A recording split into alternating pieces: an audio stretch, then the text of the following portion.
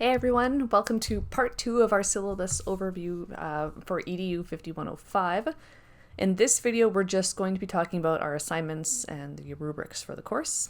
So, on to the assignments.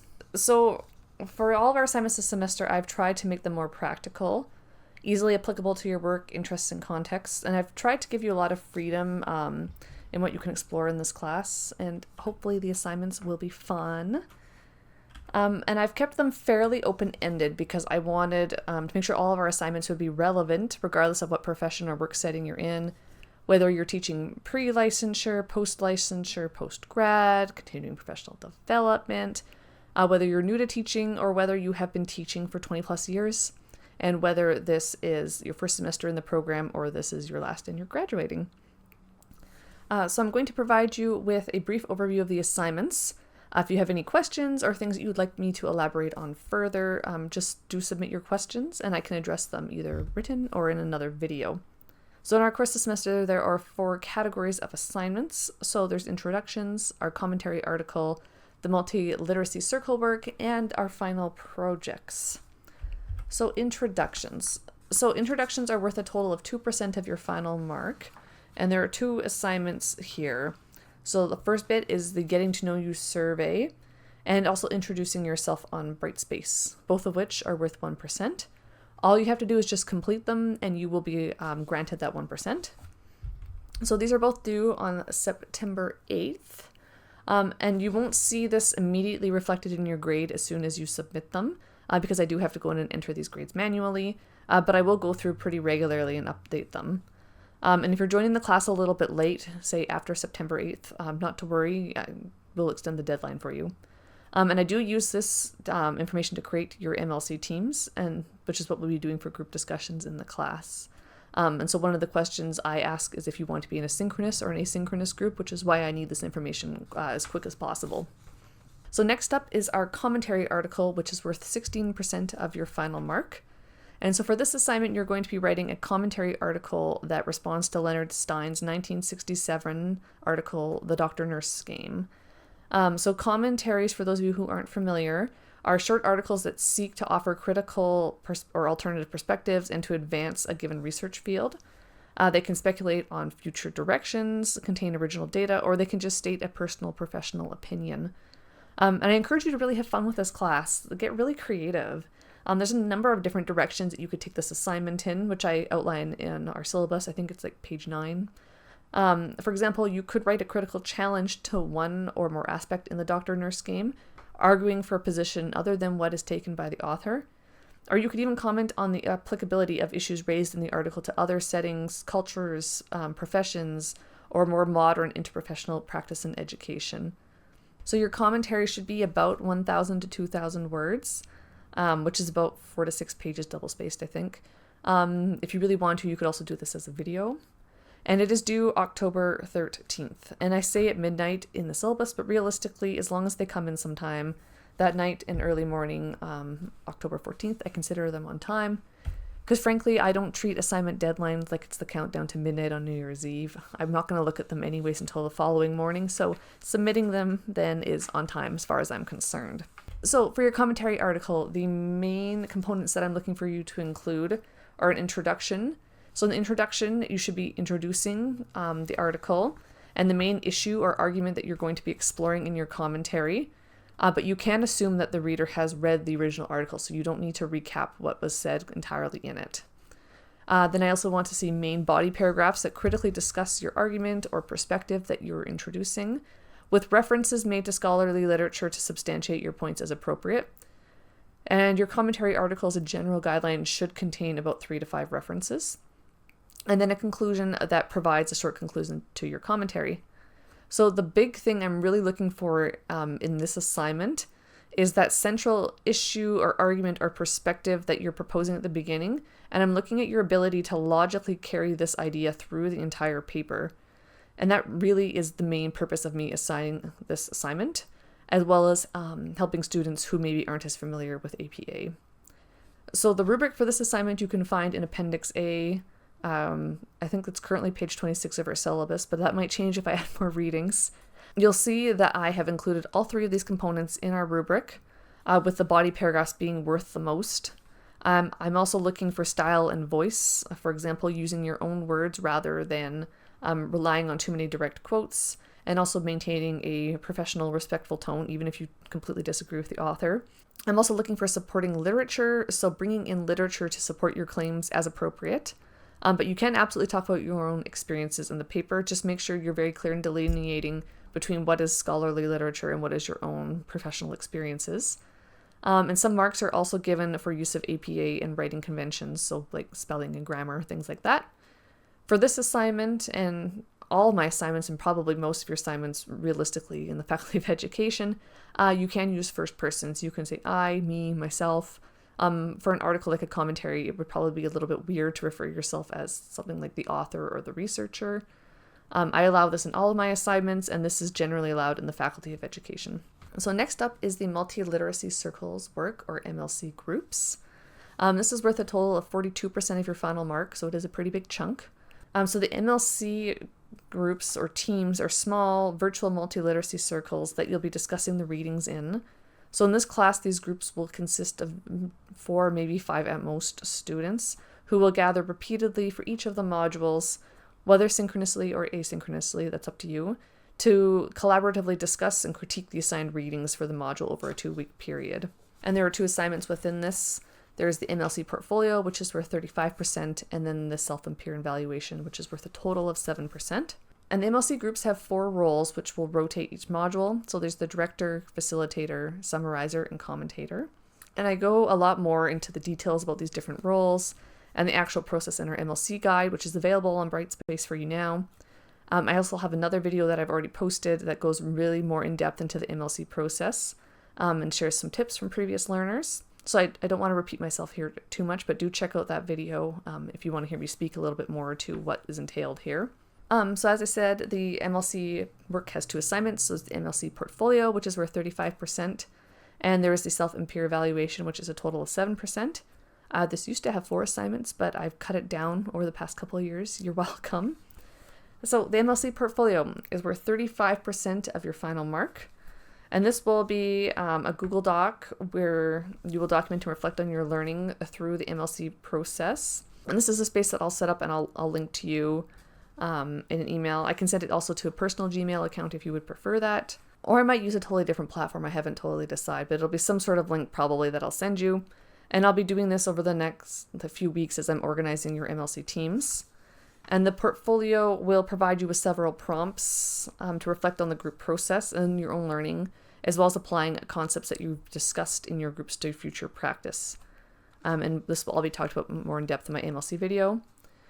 You're asked to submit this by December 5th, so you will have some time to finalize it after completing the MLC work.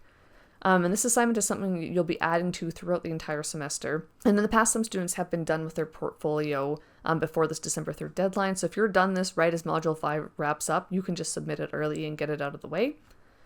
And for this, I will be using a holistic rubric, which is available in our syllabus in Appendix B. So I'm really looking at your portfolio overall rather than critiquing individual aspects of it. So maybe your first MLC module is a little bit rough, things don't really go great, or maybe your reflections are lacking a bit in depth. And that's totally fine because I'm going to be looking at how you've grown over the course of the entire semester. And sometimes some modules won't go perfectly, so I'm really looking at how well you've engaged in the process and your reflections on your learning. And then part 2 for this is the self and peer evaluation, which is worth a total of 7%. So the first component of this is that actual self and peer evaluation, which is worth 5%. So you can view the evaluation form in Appendix C of our syllabus, but I will also be uploading an editable Word doc version to our Brightspace classroom that you can actually use. And your MLC team is welcome to make changes to the evaluation form if there's other aspects you want to include. All I ask is that your team uses the same form across all of the assessments. And the mark for this will be the average across all of your evaluations, which includes your self-assessment. And I find usually these are very fair, and I find that the peer evaluation scores tend to be pretty similar to self-evaluations. On the off chance that someone's unduly harsh on themselves or tries to tank someone else's grade or something like that, I will make a professional judgment call there and how I handle that. But usually when this happens, it's more so a matter of someone just being too harsh on the self-evaluations. I will also write up a brief narrative statement for each person based on the feedback that their team gives them. This way, the feedback makes its way back to everybody so it can form their own professional development while still keeping it anonymous. And so that aspect of this will be due on November 24th.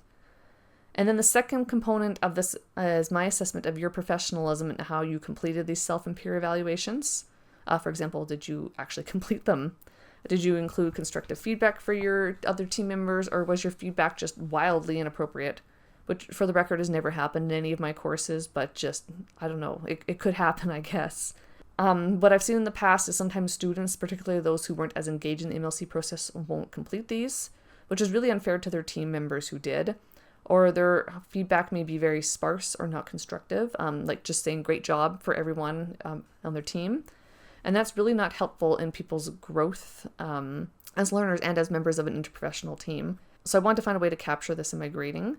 Plus, participating in peer and self-evaluations is just part of being a professional. That being said, you do not have to write a huge amount of written feedback for each person to get a good grade on this component. It could be just as simple as saying that you really appreciated the leadership that someone provided each modules because they sent out emails, say, for each module reminding people of their roles. It could be about how they fostered such a welcoming environment that you felt really comfortable sharing your personal and professional experiences. Or maybe they struggled a bit with time management throughout the semesters and you want to encourage them in the future to reach out to their team members so they can either make adjustments or so they can help them out. And that's all things that they can work into their professional development and their own growth. Simply saying great job just isn't. So that's it for the MLC work. So our final assignment category is our culminating or final project, which is worth a total of 40% of your final mark. And for this assignment, you'll have the opportunity to explore an interprofessional issue of your choosing within your own field. So you'll be creating a product that explores the issue of your choosing. So you'll be looking at historical and theoretical underpinnings, related current scholarly and professional literature, implications for teaching, learning, and or professional practice in your educational or professional context, which could be, for example, pre-licensure, post-licensure, continuing education, surgery, etc. So you may want to select a topic that's relevant to your workplace. That's often what people do. So what do I mean when I say you're creating a product? Well, rather than writing a traditional paper, this assignment allows you to showcase and explore your learning through an alternative format, which you'll share with the class during our conference week. So the exact product, including the topic and methods of communication, are up to you to determine. And I've included quite a few examples in our syllabus, and I will share some examples in our Brightspace classroom. But in the past, I've found that creating websites and video presentations are probably the most popular modalities. Creating infographics are also usually pretty popular. For the final project, there's two parts to it. So our first part is a proposal, which is worth 10%. And in this proposal, you're going to tell me a bit about what you're thinking of doing for your final project. And sometimes in the past, students have gotten a bit overwhelmed when they see, oh no, I have to do a project proposal. This isn't as intensive as a research proposal or something like that. It shouldn't be overwhelming. I encourage you to really think about this as an asynchronous conversation with me about what you're kind of thinking about doing your project on, and it's an opportunity early on to get some feedback from me. So your proposal should include a few different elements. So first is the topic. So what issue is it that you want to focus on? For example, maybe you want to look at interprofessional simulation in obstetrics or improving teamwork in the operating room. Next is question or argument. So what question about interprofessional or even interdisciplinary education, collaboration, teamwork are you hoping to focus your project on? Or alternatively, what stance do you want to argue on this issue? And target audience. So who is the intended audience for your project? So really, who are you intending to interpret and use your product? And for many of us, this will just be fellow EDU 5105 learners. Your intended audience could just be me. But many of you may choose to create something that targets a different audience, for example, specifically for nurse educators, for faculty members, for staff at a dental clinic, members of a surgical team, pre-licensure, health profession students, etc. You can also create a product that is just solely intended to be for your own personal use. Mode and mechanism of communication. So how are you going to present your issue? For example, are you creating a website, a Powtoon, infographic, PowerPoint, short report? And what's your rationale for selecting that modality? And a lot of times that rationale ties back in with your target audience. Learning objectives. So I need to see an explanation of how your project will demonstrate the intended learning outcomes for our course. So this is learning objectives that I have written in the start of our syllabus for our entire course. This is not learning objectives for your project. That's a spot where a lot of students lose marks. And then sources, share at least 3 credible scholarly or professional sources that you anticipate will inform your work. So this could change as your project evolves, but just 3 sources that right now you're thinking are going to help you out. So your proposal should be 500 words, and it's due September 29th. Now, once you submit your proposal, that does not mean your project is set in stone, and you can still make changes. I've had students do a complete 180 on the topic they want to do, and they hand in something completely different after we talk. So please do not stress about this assignment, but I do find that it's helpful to start thinking about your final project a little bit earlier in the semester. That way you can kind of do some planning as you're going through the different modules, and then you can also get some early feedback from me while you're still in the planning stages.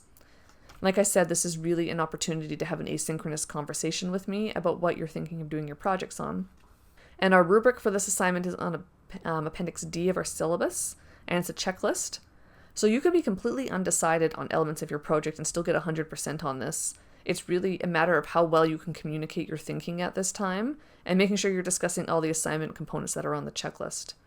And the biggest area here where students tend to lose marks is not making clear links back to the course learning objectives. For example, listing off learning objectives for the tool that they are creating or the project that they're creating, or just not making any links at all.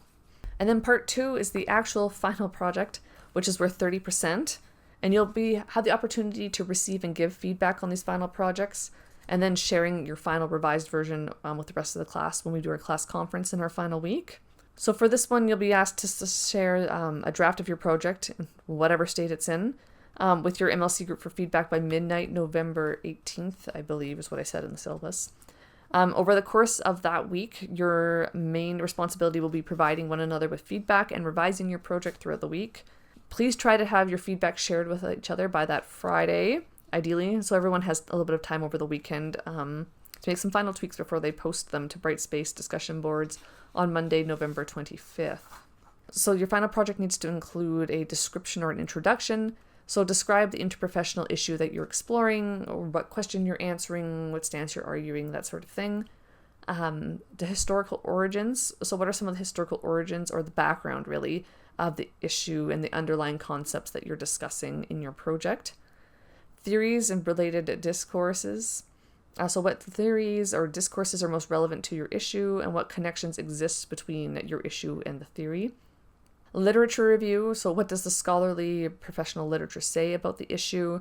You can also include critiques of the existing literature here too. For example, did you find a gap in the research, or did you find that certain professional groups weren't well represented? And implications. And this is really the so what and next step piece of your project. So what are the implications for teaching, learning, and practice within your context? For example, what are some best practices related to the issue? Or maybe some specific calls to action for professionals, educators, researchers, policymakers, patients, etc. And then a conclusion, so providing some sort of short conclusion to your project. And the assessment tool we're using is in Appendix E. And for this one, I'm using an analytic rubric. So I'll be looking at these assignment criteria in the rubric, in addition to presentation of your product. So does it look professional? Is it creative, well organized? Scholarly literature. So are you grounding your central ideas convincingly in the literature? And also language composition and APA. So APA, spelling, grammar, using your own words as much as possible, things like that. And I think we'll end things here because I'm sure this video is already getting way too long. We can continue to discuss these assignments throughout the semester as our course progresses. So if there's anything specifically you want me to cover in an announcement or in another video, just let me know. And with all that, I will see you all online.